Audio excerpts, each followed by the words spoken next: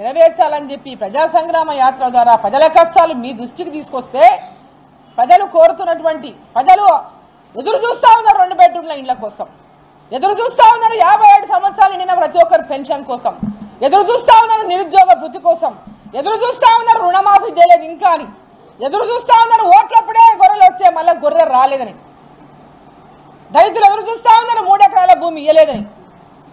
ఈరోజు దళిత బంధుని మళ్ళీ మోసం చేస్తున్నారు. మీ యొక్క ప్రతి మోసాన్ని కూడా తెలంగాణ ప్రజలు గమనిస్తూ ఉన్నారు. మిస్టర్ కేసీఆర్, తుక్కుగూడలో జరిగినటువంటి సభ, తుక్కుగూడలో జరిగినటువంటి బహిరంగ సభ ద్వారా టీఆర్ఎస్ పార్టీ తుక్కు అయిపోతున్నటువంటి భయంతోనే ఈ రోజు మీకు నోరు కంట్రోల్ లేకుండా మాట్లాడుతూ ఉన్నారు. తట్టుకోలేకపోతా ఉన్నారు, మీరు తట్టుకోలేక కక్కుతా ఉన్నారు విషయాన్ని అంతా కూడా బయటికి. మోదీ గారికి ఉన్నటువంటి పాపులారిటీని చూసి ఓర్చుకోలేక, అమిత్ షా గారు రేపు పొద్దున ఎలక్షన్లు పెట్టండి, రేపు పొద్దున సార్ మేము తయారున్నామంటే పాపం జీర్ణించుకోలేక,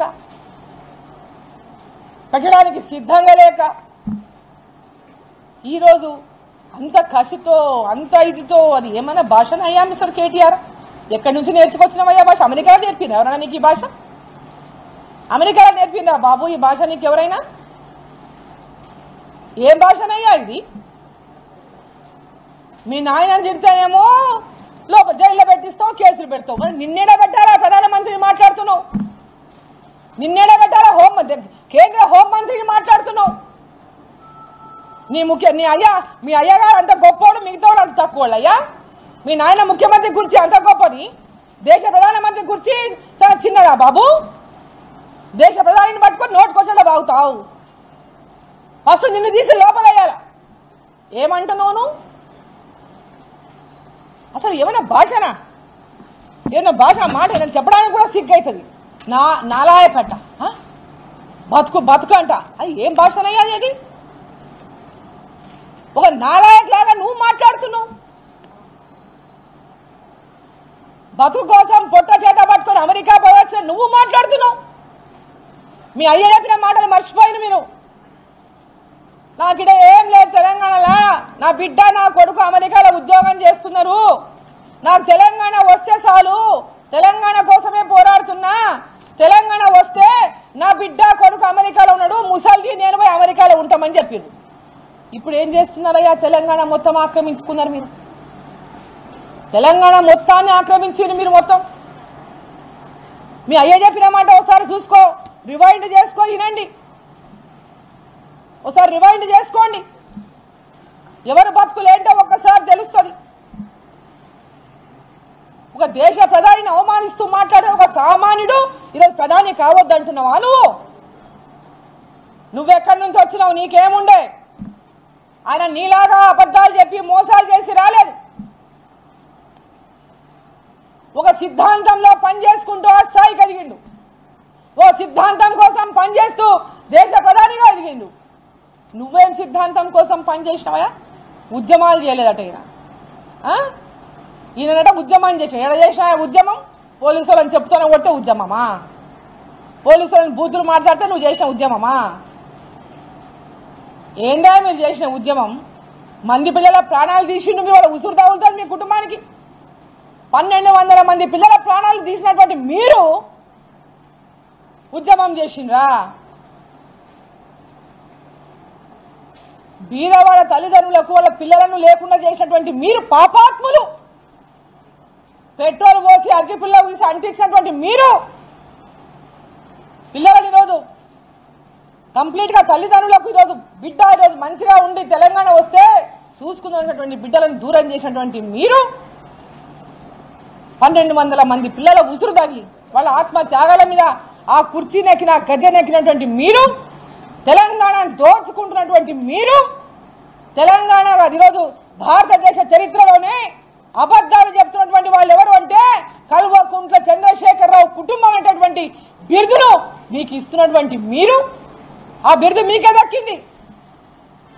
జూటా కోర్ల కుటుంబం ఏదంటే ఈ భారతదేశంలో అది కల్వకుంట్ల కుటుంబం. ప్రతి ఒక్కరిని మోసం చేస్తూ దేశ ప్రజల్ని మోసం చేయడానికి బయలుదేరింది. ఇప్పుడు తెలంగాణ అయిపోయిందట, అందరు పంపించిండ్రు.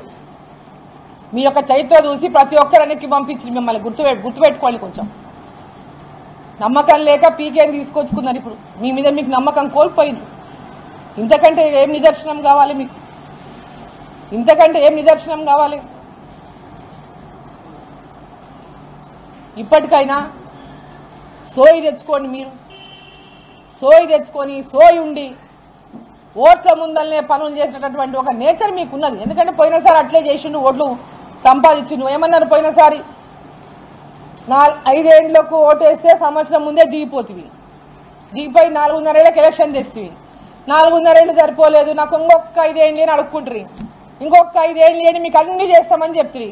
5 ఏళ్లలో ఏమే నా 3.5 ఏళ్ళు అయిపోయింది. ఏమేం చేసినావు చెప్పు? ఏమేం చేసినావు? గద్వాలకు కూడా వచ్చిపోయినావు. ఏడుందా హ్యాండ్లూమ్ పార్కు? ఏడుందా హ్యాండ్లూమ్ పార్క్? నువ్వు వచ్చి టెంకాయ కొట్టిపోతావు కదా. ఎక్కడుంది హ్యాండ్లూమ్ పార్క్ చెప్పు? చాలా ఘనంగా కొట్టిపోతావు టెంకాయ. హ్యాండ్లూమ్ పార్క్ ఏది? మీ నాయన వచ్చి గట్టు లిఫ్ట్ చేసిపోయా. ఏడుంది గట్టు లిఫ్ట్?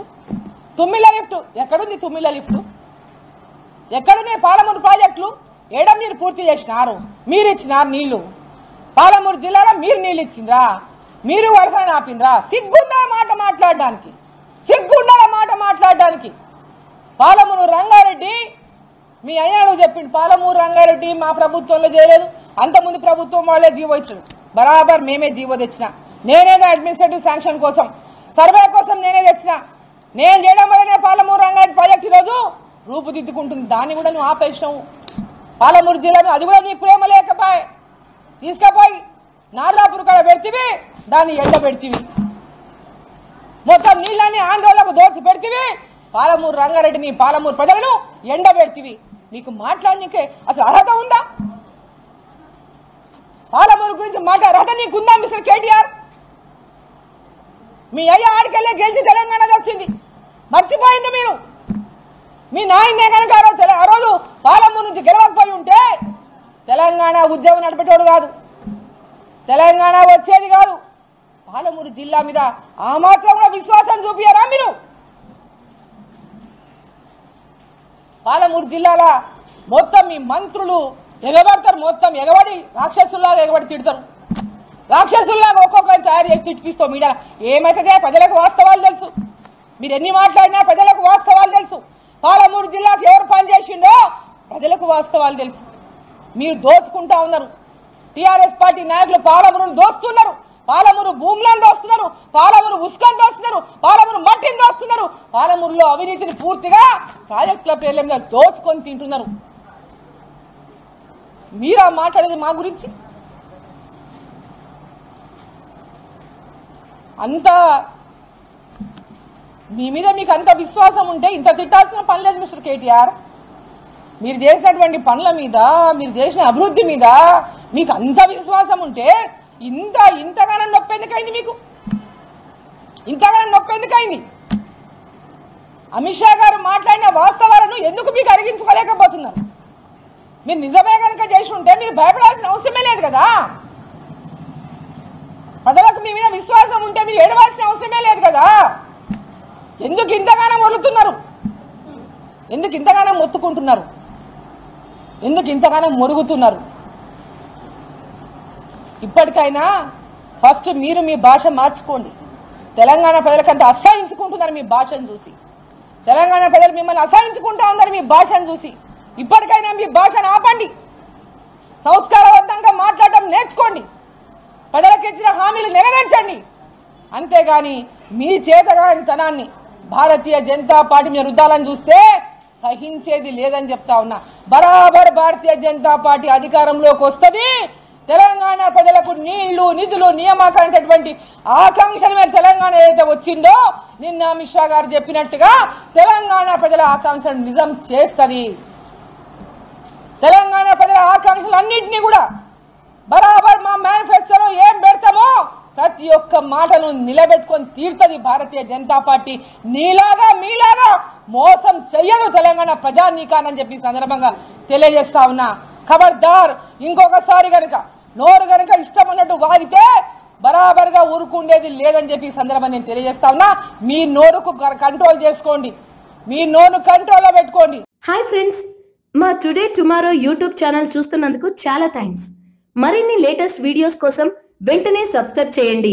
అలాగే ఈ బెల్ ని కూడా రింగ్ చేసేయండి. మా నోటిఫికేషన్స్ అన్ని మీ మొబైల్లో వస్తాయి. అలాగే మా వీడియోస్ మీకు నచ్చితే లైక్ చేయండి, షేర్ చేయండి, నచ్చకపోతే కామెంట్ చేయండి.